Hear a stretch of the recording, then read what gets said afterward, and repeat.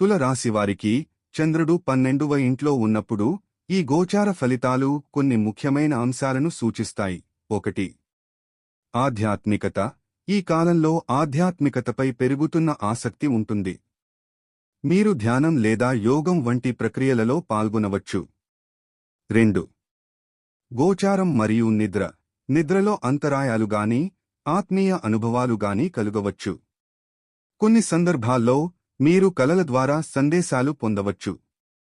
3. పురాతన సంబంధాలు. గత సంబంధాలపై ఆలోచన చేసేందుకు ఒక అవకాశంగా మారవచ్చు.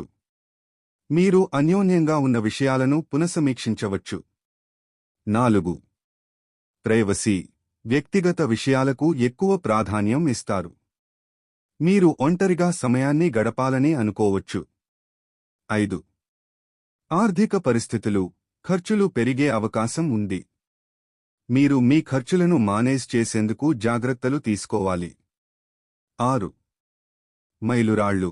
కొన్ని మైలురాళ్లను చేరుకోవడానికి ప్రయత్నాలు చేయవచ్చు, కానీ వాటి సాధనకు మీరు సమయం, శ్రద్ధ ఉండాలి. ఈ సమయంలో మీ భావోద్వేగాలు మరియు ఆత్మీయ అనుభవాలు ముఖ్యమైనవి కావచ్చు.